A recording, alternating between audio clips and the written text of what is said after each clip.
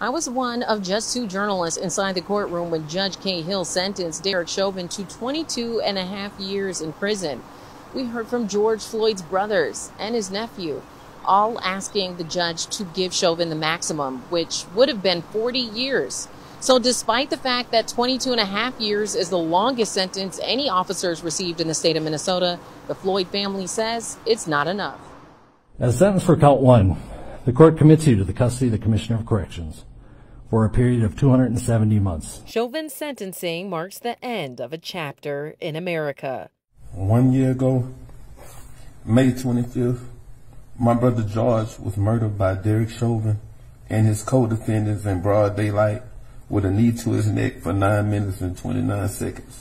From the start, Chauvin's trial revealed just how polarized the nation was, leading the jury selection process with questions about Black Lives Matter and police. This case is at the epicenter of a cultural and political divide. We tried to keep a lot of that out of the courtroom during the trial and make this case about the facts. And for the first time, Chauvin's mother, Carolyn Palenti, spoke publicly. But what you couldn't see on camera was just how triggered the Floyd family was during her statement. While I was in the courtroom, I saw Floyd's nephew walk out. Derek always dedicated his life and time to the police department. Even on his days off, he would call in to see if they needed help.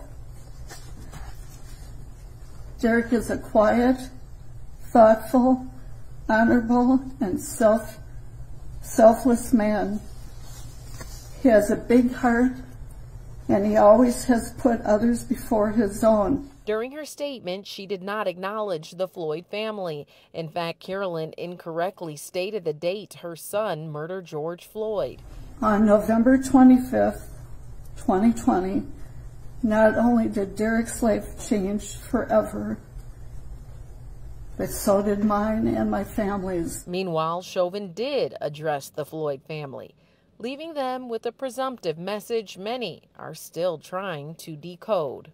I do want to give my condolences to the Floyd family.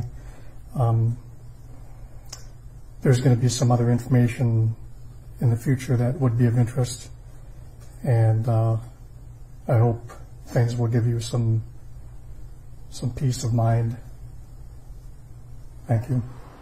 Here outside the courthouse, we're seeing a large community response to this sentencing. Everyone I've spoken to so far has said 22.5 years is not enough time for what Chauvin did.